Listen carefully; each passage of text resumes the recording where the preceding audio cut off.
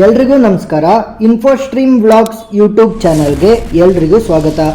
ಈ ವಿಡಿಯೋದಲ್ಲಿ ನಾವು ಗಂಗಾ ಕಲ್ಯಾಣ ಯೋಜನೆಯಡಿ ಯಾವ ರೀತಿ ರೈತರು ತಮ್ಮ ಜಮೀನಿಗೆ ಬೋರ್ವೆಲ್ನ ಹಾಕಿಸ್ಕೋಬಹುದು ಮತ್ತು ಅದರಿಂದ ಸಹಾಯಧನವನ್ನು ಯಾವ ರೀತಿ ಪಡ್ಕೋಬೇಕು ಅಂತ ತಿಳ್ಕೊತಾ ಹೋಗೋಣ.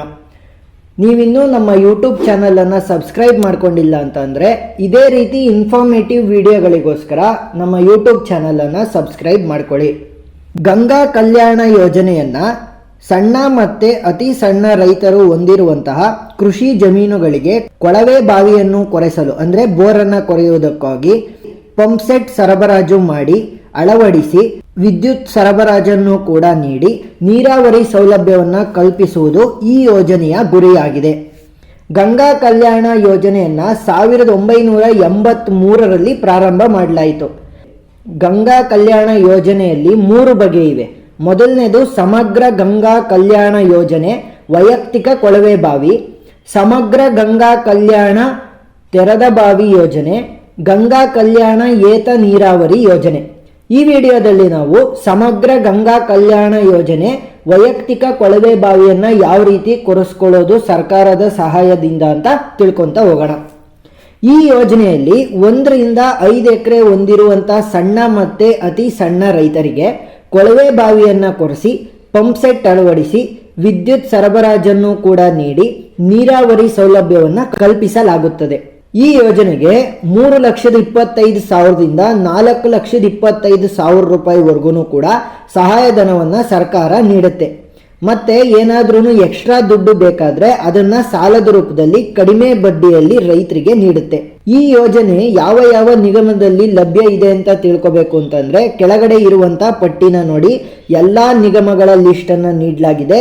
ಈ ನಿಗಮಕ್ಕೆ ಯಾರ್ಯಾರು ಸೇರ್ಕೊಂತೀರಾ ನೀವು ಈ ಒಂದು ಯೋಜನೆಯಲ್ಲಿ ಅರ್ಜಿಯನ್ನು ಸಲ್ಲಿಸ್ತಾ ಹೋಗ್ಬೋದು. ಸೌಲಭ್ಯ ಪಡೆಯಲು ಅರ್ಜಿದಾರರಿಗೆ ಇರಬೇಕಾದಂತಹ ಅರ್ಹತೆಗಳನ್ನು ನೋಡ್ತಾ ಹೋದರೆ ಅರ್ಜಿದಾರರು ಮೇಲಿರುವಂತಹ ನಿಗದಿತ ಜಾತಿಗೆ ಸೇರಿರಬೇಕು, ಕರ್ನಾಟಕ ರಾಜ್ಯದ ನಿವಾಸಿಯಾಗಿರಬೇಕು, ಸಣ್ಣ ಮತ್ತು ಅತಿ ಸಣ್ಣ ರೈತರ ಪ್ರಮಾಣ ಪತ್ರ ಇರಬೇಕು, ಅರ್ಜಿದಾರರ ಕುಟುಂಬದ ಸದಸ್ಯರಲ್ಲಿ ಯಾರಿಗೂ ಕೂಡ ಸರ್ಕಾರಿ ನೌಕರಿ ಇರಬಾರ್ದು. ಸರ್ಕಾರಿ ನೌಕರಿ ಇದ್ರೆ ಅರ್ಜಿಯನ್ನು ಸಲ್ಲಿಸೋಂಗಿಲ್ಲ. ಮತ್ತೆ ಅರ್ಜಿದಾರರಾಗಲಿ ಅಥವಾ ಕುಟುಂಬದ ಸದಸ್ಯರಾಗಲಿ ನಿಗಮದ ಯಾವುದೇ ಯೋಜನೆಯಡಿ ಈ ಹಿಂದೆ ಸೌಲಭ್ಯವನ್ನು ಪಡೆದಿರಬಾರದು. ಅಂದರೆ ಯಾರಾದ್ರೂ ನಿಗಮದಡಿ ಆಗಲೇ ಲಿಸ್ಟನ್ನು ತೋರಿಸಿದ್ನಲ್ಲ, ಆ ಲಿಸ್ಟ್ನಲ್ಲಿರುವಂತಹ ನಿಗಮಗಳ ಅಡಿ ಏನಾದರೂ ನೀವು ಯೋಜನೆಯನ್ನು ಪಡ್ಕೊಂಡಿದ್ರೆ ಮತ್ತೆ ಈ ಯೋಜನೆಯನ್ನು ನೀವು ಪಡ್ಕೊಳೋದಕ್ಕೆ ಅರ್ಹರಾಗೋದಿಲ್ಲ. ಏತ ನೀರಾವರಿ ಘಟಕಕ್ಕೆ ಒಳಪಡುವ ಎಲ್ಲ ಅರ್ಜಿದಾರರ ಜಮೀನು ಒತ್ತಟ್ಟಿಗಿರಬೇಕು. ಜಮೀನಿಗೆ ವಿದ್ಯುತ್ ಲೈನ್ ಹತ್ತಿರವಿರುವವರಿಗೆ ಆದ್ಯತೆಯನ್ನು ನೀಡಲಾಗುತ್ತೆ. ಯಾರ ಜಮೀನಿಗೆ ವಿದ್ಯುತ್ ಲೈನ್ ತುಂಬಾ ಹತ್ರ ಇರುತ್ತೆ ಅವರಿಗೆ ಅರ್ಹತೆಯನ್ನು ಬೇಗ ಕೊಡ್ತಾ ಹೋಗ್ತಾರೆ, ಅಂದ್ರೆ ಆದ್ಯತೆಯನ್ನ ಕೊಡ್ತಾ ಹೋಗ್ತಾರೆ. ಈ ಒಂದು ಯೋಜನೆಗೆ ನೀವು ಅರ್ಜಿಯನ್ನ ಸಲ್ಲಿಸಬೇಕು ಅಂತಂದ್ರೆ ಯಾವ ಯಾವ ಡಾಕ್ಯುಮೆಂಟ್ಗಳು ಬೇಕಾಗುತ್ತೆ ಅಂತಂದ್ರೆ ನಿಮ್ಮ ಭಾವಚಿತ್ರ ಬೇಕಾಗುತ್ತೆ, ಅಂದ್ರೆ ನಿಮ್ಮ ಫೋಟೋ 2 ಪಾಸ್ಪೋರ್ಟ್ ಸೈಜು, ಜಾತಿ ಪ್ರಮಾಣ ಪತ್ರ ಮತ್ತೆ ಆದಾಯ ಪ್ರಮಾಣ ಪತ್ರ, ಪಡಿತರ ಚೀಟಿ, ಗುರುತಿನ ಚೀಟಿ, ಆಧಾರ್ ಕಾರ್ಡ್ ಕೊಡ್ಬೋದು, ವೋಟರ್ ID ಕೊಡ್ಬೋದು, driving licence, PAN card, bank ಪಾಸ್ಬುಕ್ಕಿನ ಮೊದಲನೇ ಪೇಜಿನ ಜೆರಾಕ್ಸು, ಯಾವುದಾದ್ರೂ ಕೂಡ ನೀವು ಗುರುತಿನ ಚೀಟಿ ರೂಪದಲ್ಲಿ ಕೊಡ್ಬೋದು. ಇತ್ತೀಚಿನ ಪಾಣಿ, ನಿಮ್ಮ ಭೂಮಿನ ಪಾಣಿ ಮತ್ತೆ ನಿಮ್ಮ ಭೂಮಿಯ ನಕ್ಷೆಯನ್ನು ಕೊಡಬೇಕಾಗುತ್ತೆ. ಕೃಷಿ ಪಾಸ್ ಪುಸ್ತಕ ಅಥವಾ ಸಣ್ಣ ಅತಿ ಸಣ್ಣ ಹಿಡುವಳಿದಾರರ ಪ್ರಮಾಣ ಪತ್ರವನ್ನು ಕೊಡಬೇಕಾಗುತ್ತೆ.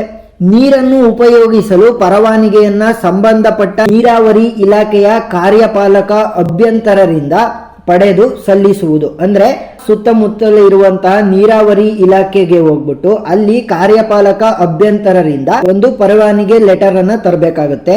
ಮತ್ತೆ ಸ್ಥಳೀಯ ವಿದ್ಯುತ್ ನಿಗಮದಿಂದ ನೀವು ಅನುಮತಿ ಅಥವಾ ನೋಂದಣಿ ಮಾಡಿ ರಸೀದಿಯನ್ನು ಕೊಡಬೇಕಾಗತ್ತೆ. ಯಾಕಂತಂದ್ರೆ ನಿಮಗೆ ಬೋರಿಗೆ ಕರೆಂಟಿನ ಲೈನ್ ಅನ್ನ ಕೊಡ್ಬೇಕಲ್ವಾ, ಅದಕ್ಕೋಸ್ಕರ ನೀವು ಫಸ್ಟ್ ಅವ್ರ ಹತ್ರ ಹೋಗ್ಬಿಟ್ಟು ಪರವಾನಗಿಯನ್ನ ತಗೊಂಡು ಬರ್ಬೇಕಾಗತ್ತೆ. ಈ ಒಂದು ಯೋಜನೆಗೆ ಯಾವ ರೀತಿ ಅರ್ಜಿಯನ್ನ ಸಲ್ಲಿಸಬೇಕು ಅಂತಂದ್ರೆ ಗಂಗಾ ಕಲ್ಯಾಣ ಯೋಜನೆಯ ಅಫಿಷಿಯಲ್ ವೆಬ್ಸೈಟ್ಗೆ ನೀವು ಅಧಿಕೃತ ವೆಬ್ಸೈಟ್ಗೆ ನೀವು ಭೇಟಿ ನೀಡಿ ಅಲ್ಲಿ ಆನ್ಲೈನ್ ನಲ್ಲಿ ಅಪ್ಲಿಕೇಶನ್ ಅನ್ನ ಸಲ್ಲಿಸಬೇಕಾಗುತ್ತೆ. ಅಪ್ಲಿಕೇಶನ್ ಲಿಂಕ್ ಅನ್ನ ನಾನು ಡಿಸ್ಕ್ರಿಪ್ಷನ್ ಅಲ್ಲಿ ಕೊಟ್ಟಿರ್ತೀನಿ. ಆ ಒಂದು ಲಿಂಕ್ ಅನ್ನ ಯೂಸ್ ಮಾಡಿಕೊಂಡು ಅಪ್ಲೈ ಮಾಡಬಹುದು.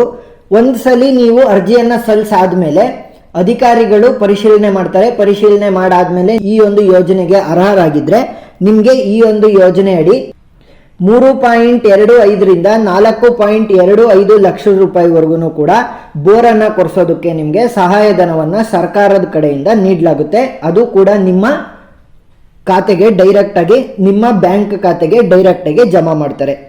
ಈ ವಿಡಿಯೋದಲ್ಲಿ ನಾವು ಸಣ್ಣ ಮತ್ತು ಅತಿ ಸಣ್ಣ ರೈತರು ಯಾವ ರೀತಿ ಗಂಗಾ ಕಲ್ಯಾಣ ಯೋಜನೆಯಿಂದ ತಮ್ಮ ಜಮೀನಿಗೆ ಬೋರ್ವೆಲ್ ಅನ್ನು ಕೊರೆಸ್ಕೋಬಹುದು ಅಂತ ತಿಳ್ಕೊಂಡ್ವಿ.